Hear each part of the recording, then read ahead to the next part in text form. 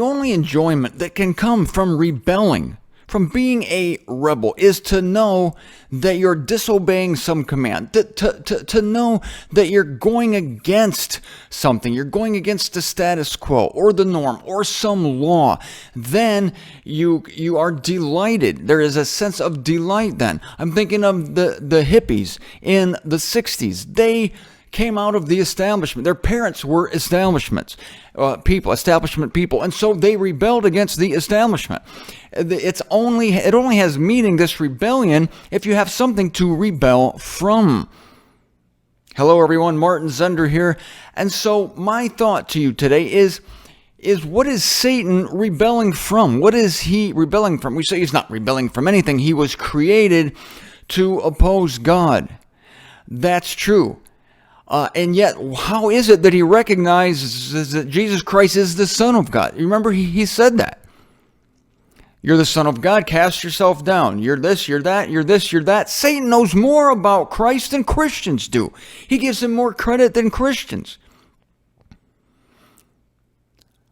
Satan knew that he was the God of the air, that he had been given jurisdiction over the earth, and he then offered it to Christ. Satan knew it was given him, this jurisdiction. Christians think that he has it by default. Satan does. That there's these two gods battling for power in the universe. The good God and the bad God. Satan's the bad God. They actually think he's a god. So my suggestion to you, and I'm going to use Paul as an example here, or Saul, before he became Paul, is that what if Satan has something inside of him that eventually responds, because something is going to respond. Something in him, listen to me, something in Satan is going to respond to the truth of what he is and how he got there.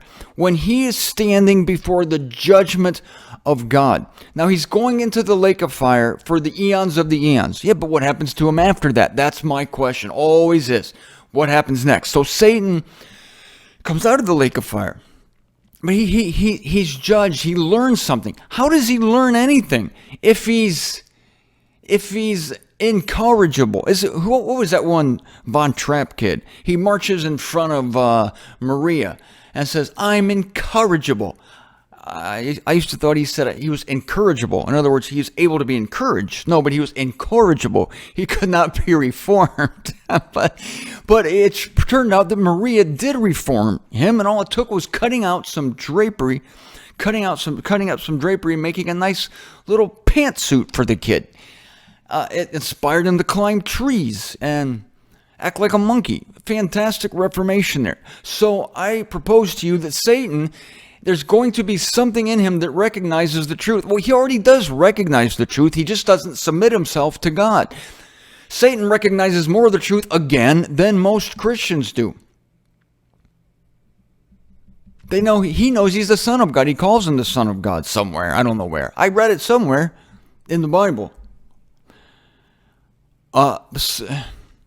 Christians think that Christ is God. So Satan's smarter than Christians. There's something in this being that is going to be tapped, that is so deep down in him now, that it's only going to be tapped by a couple eons in the lake of fire should do it. A couple eons of conscious torment in the lake of fire.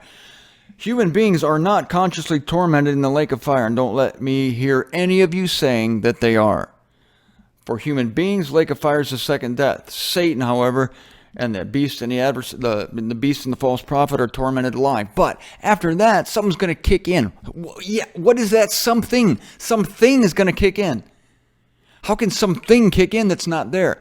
So just as I was saying about my friend's father yesterday, I said deep down, this guy is a victim of his environment. And, deeper down than that, he's a creation of God and God loves him. So there's a good person down there underneath. I think that's my problem in life. Do you want to hear what my problem in life is? One of them? This is going to sound really like I'm puffing myself up, but it's just a fact that even evil people, I'm able to see deep down their inherent goodness. It's why I can't abandon people, period. And I also cannot abandon the human race, period. I cannot abandon the human race because even the most ignoble of humans, I see the hand of God somewhere there. Try to picture them as babies or whatever. At one point, this person was a baby. Did you know that Hitler was once a baby? Heil Hitler. Oh, okay, Hitler was a baby. So you can feel some kind of sympathy. Rolling Stones, sympathy for the devil. This is what I'm telling you. I feel sympathy for the devil. Now, my template for this is the Apostle Paul, who was Saul. This man was brutalizing the ecclesia, hated Jesus Christ, and yet when Jesus Christ apprehended him on the road to Damascus, he said, Saul, Saul, why are you persecuting me? It is hard for you to kick against the goads. The goads, kick against the goads. Goad in the Greek, you look at that Greek word, it's a sharpened stick. That's what it means. And so Paul was kicking against some kind of sharpened stick as when he was Saul. What was it? Why was the man? The man was the greatest achievement of Pharisaical wonderhood. And he was also a moron. He was a jerk. Class A jerk because he was so proud. He was self-righteous. But the reason he was miserable as a human being was because he was rebelling against something. Like those people in the 60s. You have to rebel against something. And maybe he felt some kind of twinge of joy in his rebellion. But on the other hand, you know that something you're doing is wrong. That was the goad. And Christ brought this out to him on the road to Damascus. You've been kicking against the goads. Now let me ask you this. How long did it take Saul, the Pharisee, to be reformed? Did he go to reform school? Did he go to the Damascus Reformatory? Did Jesus Christ take him through a 12-step program, 7-week program? No, it was instantaneous. He goes, yeah, okay, got it. How could he get it so quick? Because it was already incubating inside of him. Okay, now we're talking about Satan. Worst case scenario, I would say. Worse than Saul even. So for him, the road to Damascus is now expanded to Satan's 2 eons in the lake of fire. That's how bad this dude is. Sorry, it's not a dude, it's a spiritual being. I'm not going to say anything bad about Satan. So, what's he responding to? What is it inside of him that's reacting to the lake of fire? And does he have a right to call himself a victim when he has learned his lesson? How does he learn again if he doesn't have something inside of him to respond to God's love when finally manifested to him? And so he's rejoicing in God when he's finally brought into this reconciliation that I read to you yesterday from Colossians chapter 1. And so he's not going to see himself as a victim any longer. He's going to see himself as a beneficiary. And we're all, in the absolute viewpoint, beneficiaries of God's plans for our lives. God's plans for our lives at the time are hard. And so we're victims now. We think we're victims. So let's go back to this goad thing. You know, here's Saul all the time. He's like resisting this goad. Picture a sharp stick. Picture like you get a cow in line with a goad. But you don't need it for most of the cows. They go along with you. You know, you herd them in and they're going along. But there's always one troublemaker. He's over here rebelling. And he's probably, you know, in the back 40 smoking weed.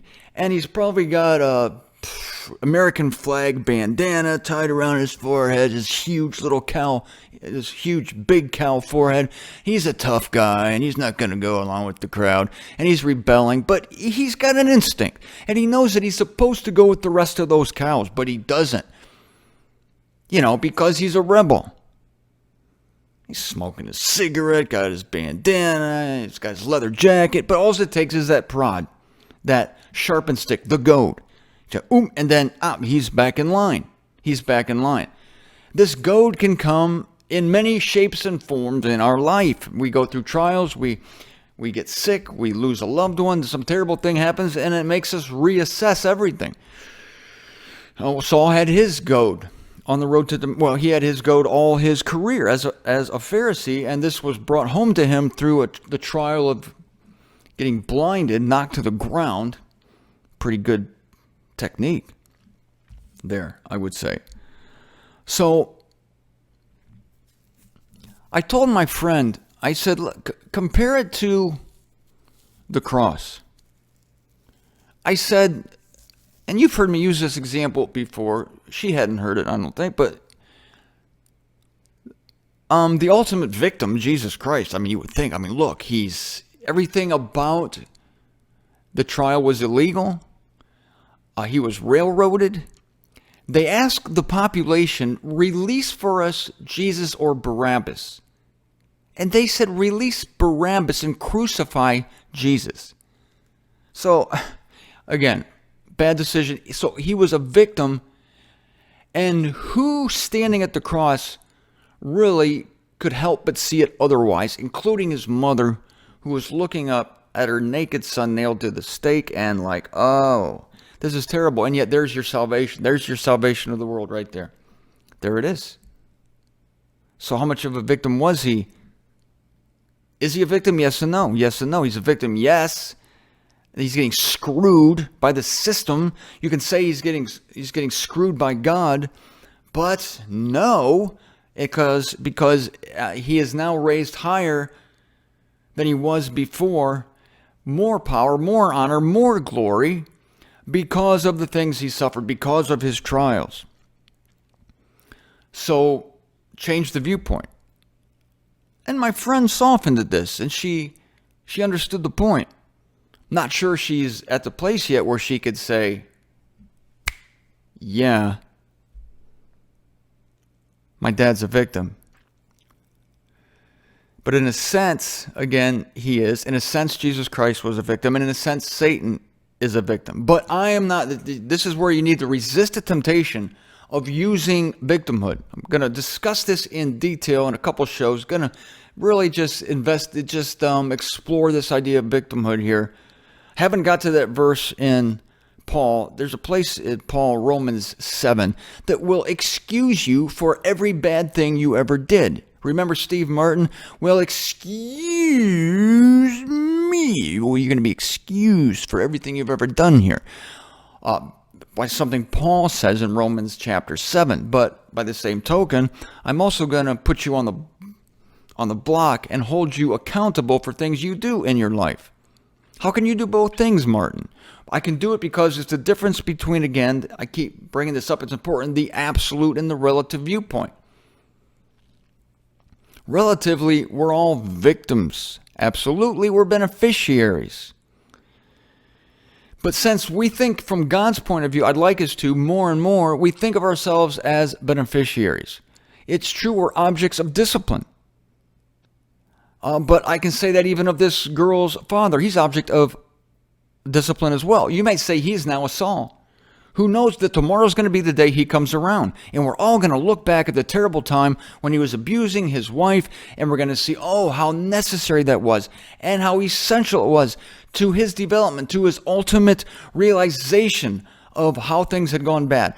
And how he got to where he is now to appreciate and realize the grace of God. And now he becomes, like the Grinch, 10 times of a better person than he was before. The Grinch, another great example. I've run the Grinch for you before. Don't want to belabor the old Grinch meister there. But